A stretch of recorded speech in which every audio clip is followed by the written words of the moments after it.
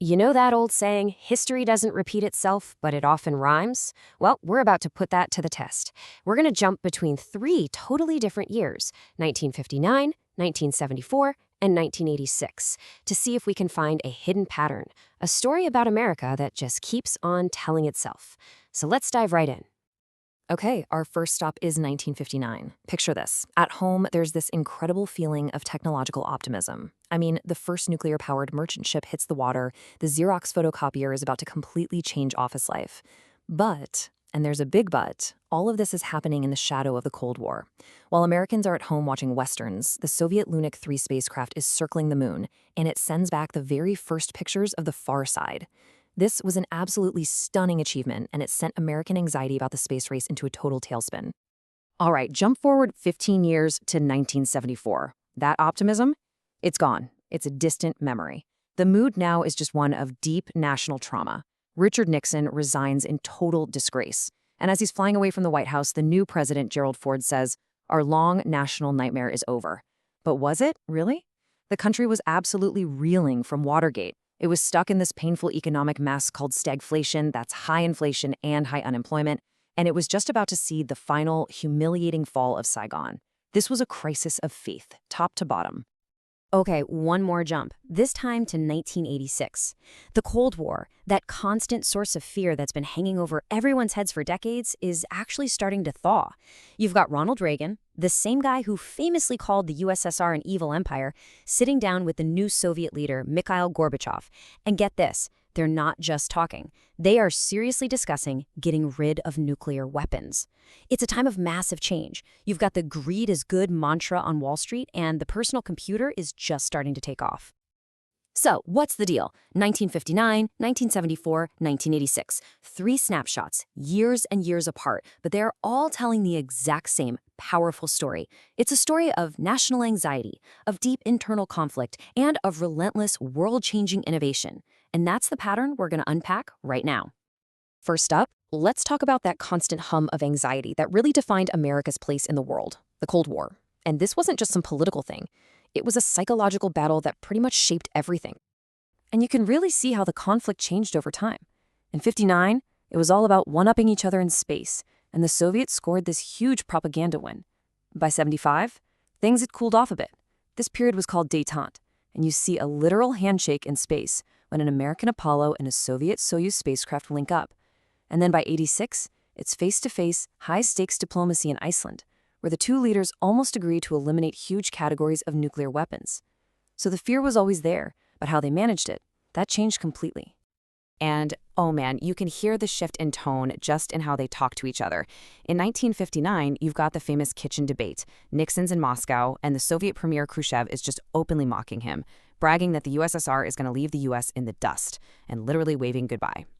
Now, fast forward to 1986, Reagan is actually surprised to find he has a personal connection with Gorbachev, describing a warmth in his face.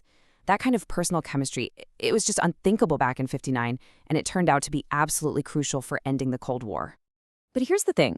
While America was flexing its muscles on the world stage, something was starting to rot from the inside. And that's the second thread that connects these years. A deep, profound crisis of trust in the very institutions that were supposed to hold the country together. And it all kind of kicks off with this one moment that was supposed to be about healing, August 9th, 1974. Nixon is out, Gerald Ford takes the oath of office, and he's trying to turn the page. You could almost feel the entire nation just exhale, a huge collective sigh of relief. Finally, it seemed like the country could just move on. Yeah, well, that feeling lasted for about a month. Because when Ford gave Nixon a full and unconditional pardon, a firestorm erupted. People were furious. His own press secretary resigned over it. To so many Americans, it just felt like a shady backroom deal, more proof that the powerful protect their own. So instead of healing the wound, the pardon just convinced millions that the system was rigged.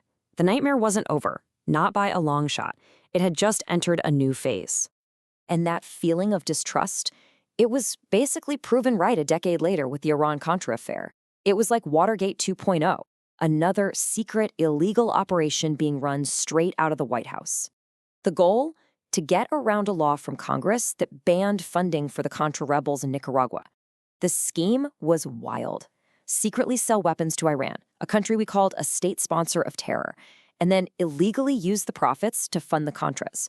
So when this all blew up in 1986, it just reinforced that growing belief that you simply could not trust the government. And this crisis of faith went way beyond just the presidency. In 1975, a congressional committee revealed these shocking abuses by the CIA, like the MK-Ultra program, where the agency had secretly given LSD to American citizens without them knowing. Can you even imagine? Then, in the 80s, the rot spread to religion. Televangelists Jim Bakker and Jimmy Swaggart, guys who had built these massive empires on faith, came crashing down in scandals over fraud and prostitutes. From the White House to the CIA to the church, the pillars of American trust were just crumbling. All this loss of faith was happening while the country was being torn apart by these deep and often violent social divisions. The battle for America's soul wasn't just political anymore. It was a street-level fight over race, class, and culture. Economic anxiety was a huge driver of division. In the mid-70s, New York City was on the verge of going bankrupt. And President Ford's initial reaction was basically tough luck, which led to that infamous headline, "Ford to City, drop dead." That moment just exposed this massive rift between the struggling industrial parts of the country and the rising Sun Belt. A lot of Americans seemed almost happy to watch the nation's biggest city fail. Now, the government did eventually step in with a loan, but that bitterness, it stuck around for a long time. But the most painful division of all, then and now, was the fight over race. Back in 1959, progress was happening, but it was slow and it was so hard-won. You had these small but really significant victories, like cities desegregating their bus systems or courts striking down segregationist laws. These were absolutely crucial steps forward, built on just immense courage. But then you fast forward 15 years, and the backlash is raw, it's violent, and it's not just in the South. This was chanted during the 1974 Boston busing riots. A court had ordered schools to desegregate in a supposedly liberal northern city, and it was met with rocks and just pure hate. It was a shocking, ugly reminder of how deep racism was embedded in the country and how far there was still to go. By the 1980s, all of these battles started to merge into what we now call the culture wars, and nothing captures that better than the fight in 1987 over Robert Bork's nomination to the Supreme Court. Senator Ted Kennedy's speech against him was, well, it was apocalyptic. He painted this picture of a dark, intolerant America. This wasn't some polite debate about the law, it was a bare-knuckle brawl over the very identity of the nation. Bork's nomination failed, but that war, it was just getting started. So, okay, amidst all of this anxiety and all of this division, where did people find any hope? Well, that's our final thread. It was this explosion of technology and culture that offered up new dreams, new ways to escape, and a little glimpse of a radically different future. And it started with a simple box that literally changed everything. In 1959, Xerox brought out its first automatic office copier. I know it sounds so mundane to us now, but it was revolutionary.